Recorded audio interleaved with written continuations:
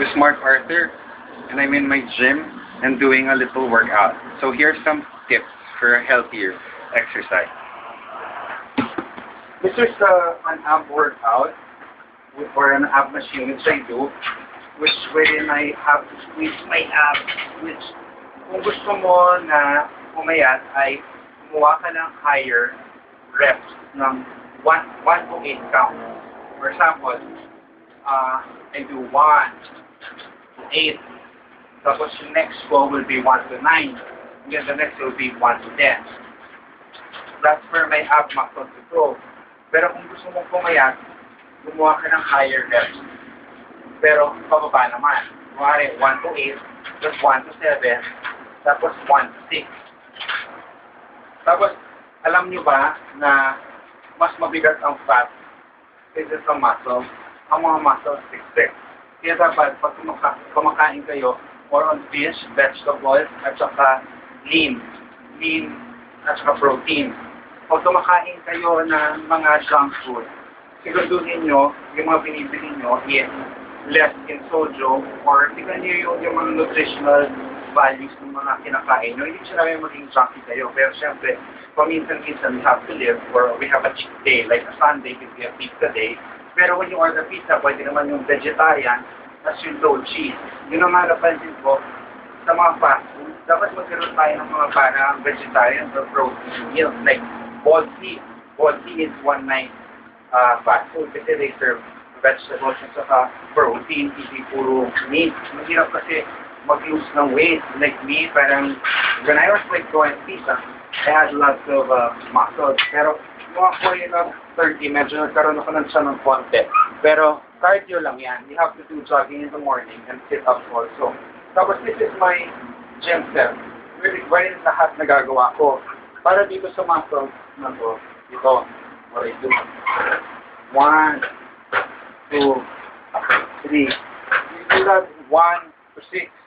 Tapos para lumaki lalo, paakyat naman. 1 to 7, tapos 1 to 8, 1 to 9. Kahit mag 3 repetitions ka ng 6 sets. Tapos, if you want naman superset, this is for this part. Ito, ang muscles. I go there. 1, 2, 3, 4, 5. And then, ito naman, this one is for the chest expansion. 1, 2, 3, 4, 5. This one, you can buy in some sport. Kung sa mga malls, marami. There's yung Toby or JB Sport. Pero kung gusto nyo na mas cheaper, you can go diretso na sa Raon na. Tapos, meron naman tayo ito. This one is for this part, yung palikpik. Para magkaroon tayo ng palikpik. 1, 2, 3. And then, 1, 2, 3. Tapos, kung gusto nyo na lumaki yung dito ninyo, ito, ganito naman. 1, 2, 3, 4, 5. Ang tawag sa ginagawa ko ay circuit. Na isang araw, pwede lahat gawin mo for the full body part. Pero hindi pwede everyday kasi mag-plateau yung muscles mo. Tapos para naman ito, dito, 1, 2, 3, 4. And if you want naman to have better, para dito, lumaki yung likod mo, 1, 2, 3. Pag gusto mo naman lumaki yung dito mo, 1, 2, 3. And if you want this part to grow, you can go 1, 2, 3. Hindi sabay-sabay ha. You have to do steps. Kaya ko lang pinapakita sa inyo is instruction. And this is naman may bench press. Para sa bench press naman ay pwede nyo magsimula muna sa paisang ganito tapos habang palaki ng palaki. Or pabigat ng pabigat. 1, 2, 3, 4.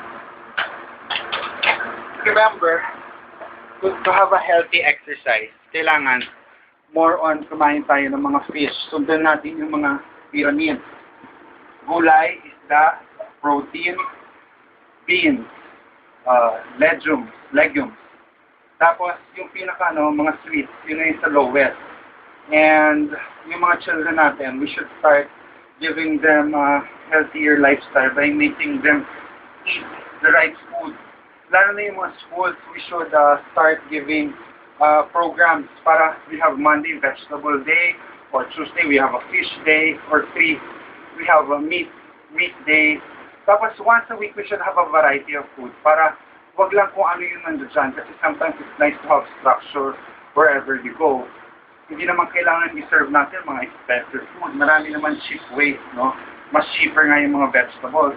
We just have to make them a variety. Pwede naman curry vegetables, adobo vegetables, or sinigang na vegetables.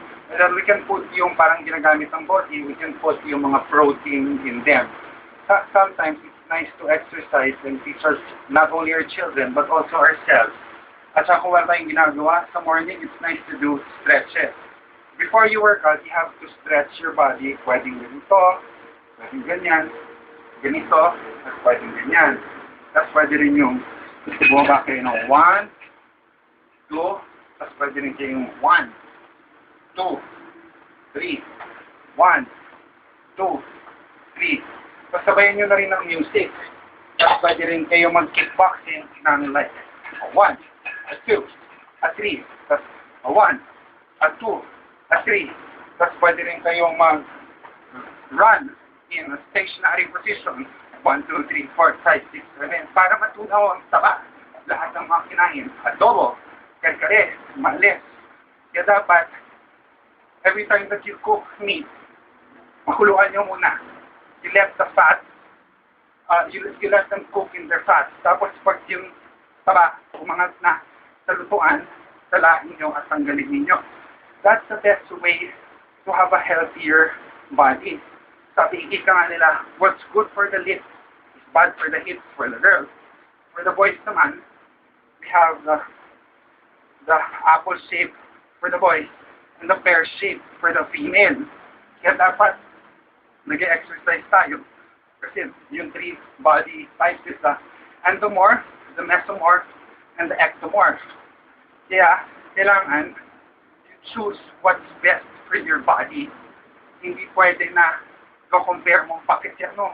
Ganito. Meron yan sa Google na sets of exercise na dapat sundin. Hindi ka pwede yung pag nakita mo buhat siya mabigat, ikaw din magbubuhat.